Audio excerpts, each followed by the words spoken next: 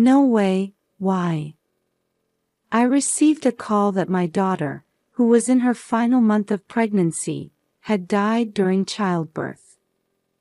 Apparently, she had already been returned home, so my husband and I rushed over immediately.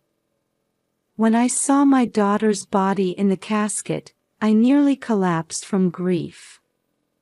But when I looked at her face through the small window of the coffin, something felt off. As I instinctively reached out to touch her, my son-in-law hurriedly stopped me. What's more, no matter how much I begged him to open the lid for a final farewell, he stubbornly refused. Something was wrong. When I found a moment to examine my daughter's body discreetly, I, as a nurse, was certain. This was neither illness nor accident. It was undoubtedly murder. I'm Patricia. I worked as a nurse for 40 years and am now retired as a homemaker. My daughter Monica was also a nurse, and she got married at 30. Her partner was Paul, whom she met in college, but when we were introduced to him, my husband and I felt he was somewhat unreliable. You see, when Monica said she wanted to marry Paul, he was a part-time worker.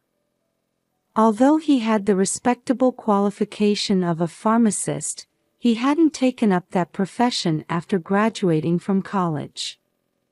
So we opposed it and set the condition that we would approve their marriage once Paul started working full-time and had a stable income.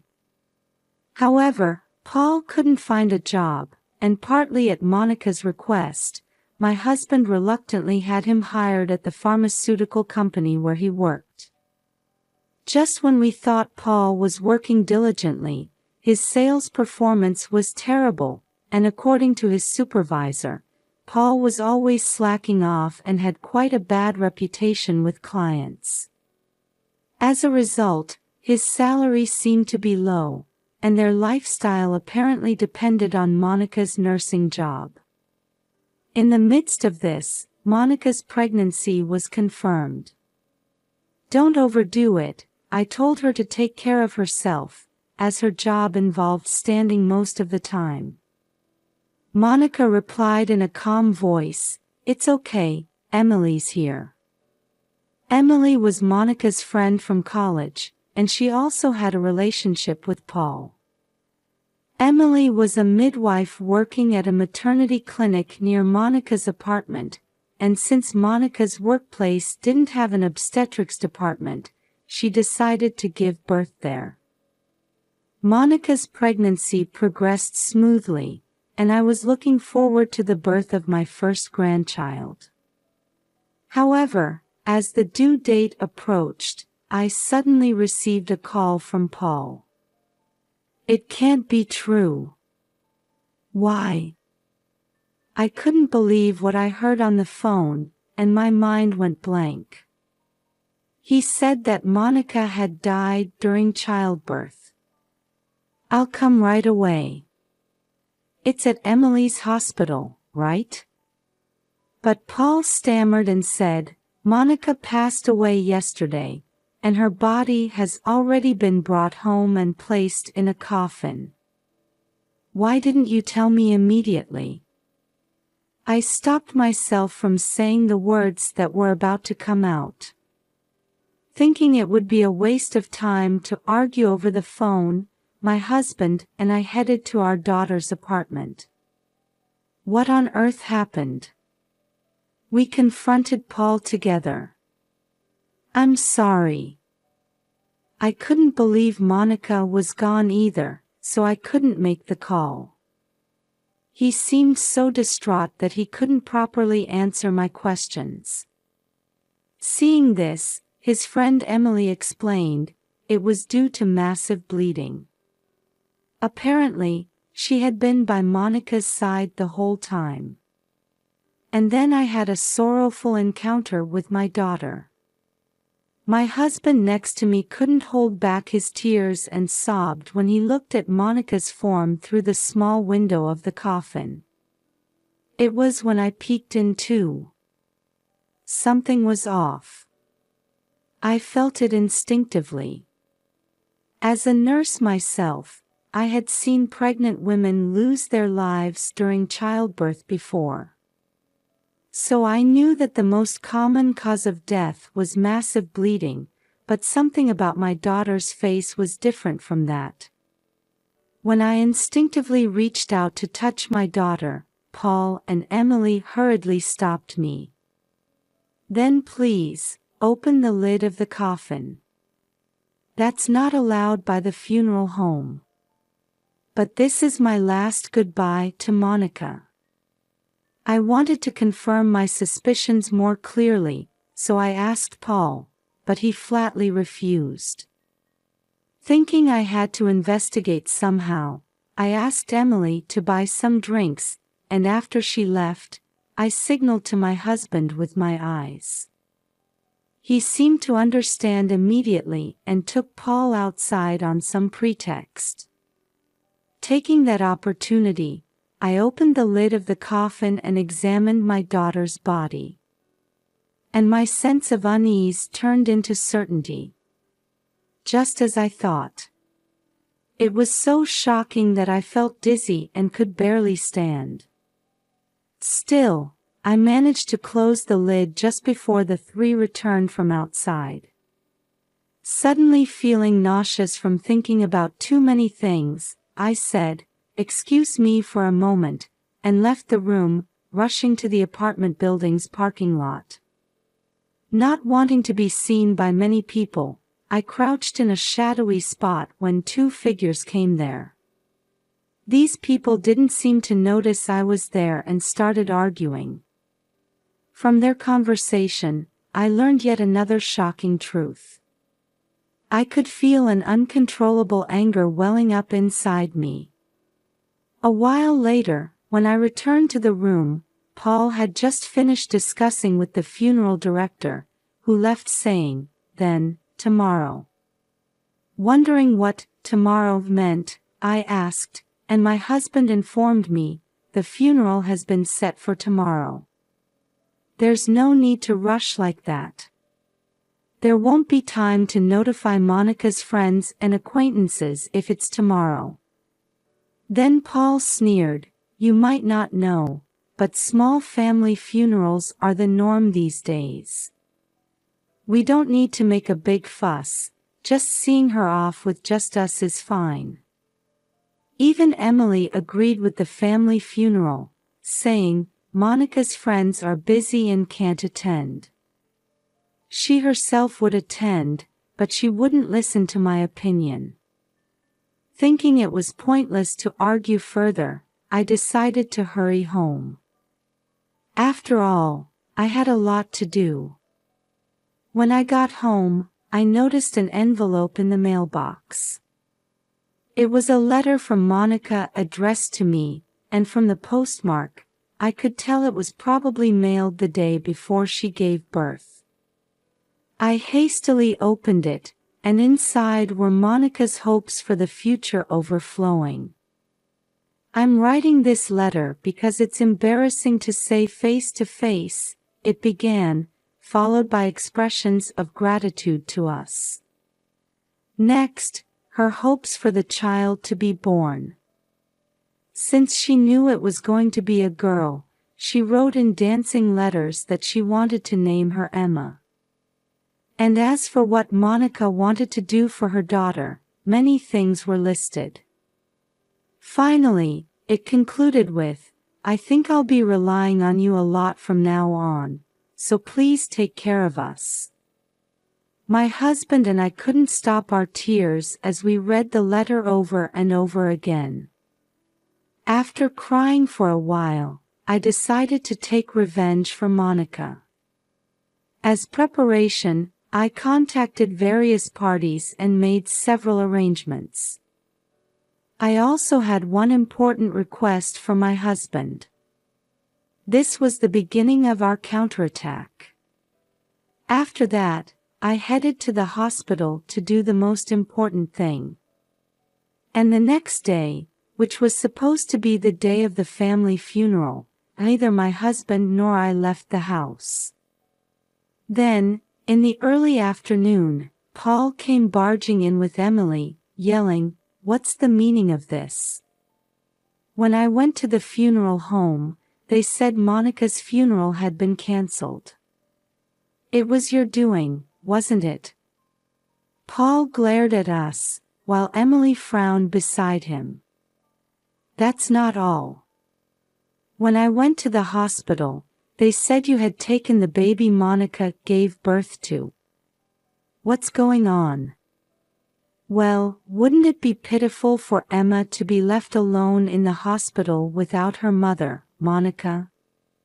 Since there were no particular problems with Emma's health, when I presented my ID at the hospital and explained the situation, they let me take Emma. "Emma?" Emily looked puzzled. "It's the baby's name. Isn't it lovely?" Then Paul approached me, his anger showing. "Don't name her without my permission." "It wasn't me, Monica chose the name." "Look here." I held out my daughter's letter in front of him. Paul stumbled over his words. "Well, that's fine then. But about the funeral?" I interrupted him and glared. "I looked into the funeral home you arranged, and they had a bad reputation, so I changed it to one I know. They didn't have an opening, so the funeral will be in a week, but that's okay, right?" When I said this all at once, Paul glared back at me with bulging eyes.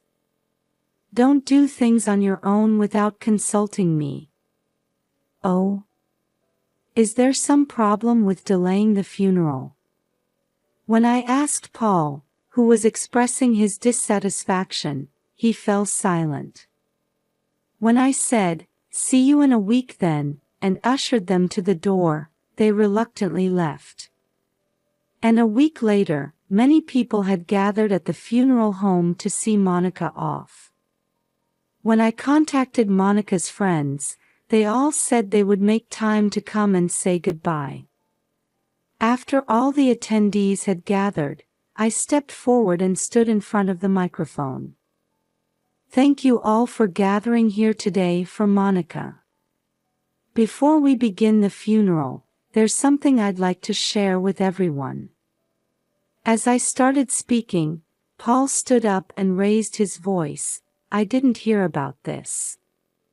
However, I ignored him and continued.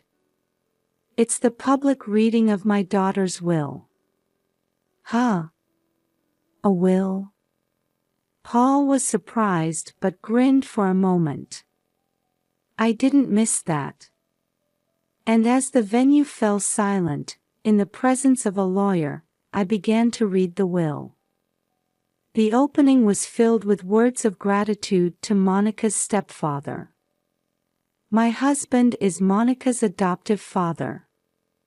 My ex-husband was wealthy, and when we first married, I was often badmouthed as a mere nurse after his money.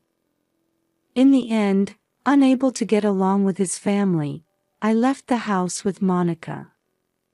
After that, I met my current husband and married him when Monica was in kindergarten. We couldn't have children together, but my husband loved Monica as if she were his own." Some of the attendees who didn't know this fact were tearing up. "That's all irrelevant, hurry up and read the important part. Isn't that what everyone's curious about?" I ignored Paul's urging and continued reading.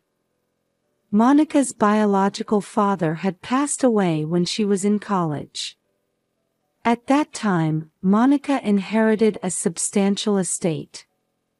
The amount was about $3 million, and Monica wanted us to use that money, but it had nothing to do with me, and I had no reason to accept anything from my ex-husband. So when I advised Monica, "Keep it, it might come in handy someday," she entrusted the management of the inheritance to a lawyer. In that case, as Monica's husband, I have the right to receive her inheritance, right? Paul grinned happily, and I smiled as I informed him, but you know, Monica said the amount was too large for her, so after consulting with the lawyer, she donated most of it. What? Then how much is left? Paul made a fuss upon hearing about the donation. When the lawyer announced the remaining amount, Paul sighed in relief. So $1 million remain. Well, I guess that's fine. However, the will states that the inheritance is to be divided equally among Monica's parents and her child to be born. When I announced the distribution of the inheritance, Paul's face turned red with anger. What? You've got to be kidding. What was the point of me marrying Monica then? The attendees looked at the shouting Paul with contempt, but he didn't notice. No matter how much you complain, this will is official and won't change. As I told him while looking him in the eye, Paul's face grew even redder, and he approached Monica's coffin. What are you doing? I have to give this girl a piece of my mind. He vigorously opened the lid of the coffin, but Paul's movement stopped when he looked inside. Why? To his surprise, my daughter's body wasn't there. I thrust a piece of paper at the surprised Paul. Look at this. It was the autopsy report of Monica's body examination. From the moment I had that sorrowful encounter with my daughter, I had been suspicious of her death. And when I opened Monica's coffin and saw her body, that suspicion turned into certainty. This was murder. So I consulted a doctor I knew, explained the situation, and he also felt it was strange, so he introduced me to a friend who was a medical examiner. And that person agreed to perform an autopsy on my daughter. Look closely.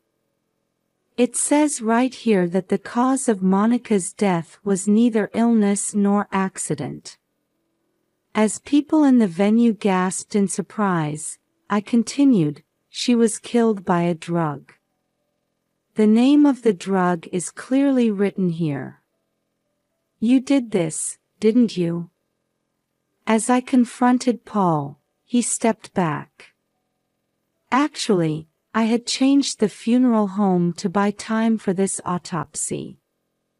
And I had the help of an acquaintance who was in charge there. Presented with the autopsy report, Paul was at a loss for words. Emily quietly approached Paul's side and whispered something in his ear. Then Paul suddenly looked up and grinned triumphantly. Sure, Monica might have died because of drugs, but that's irrelevant.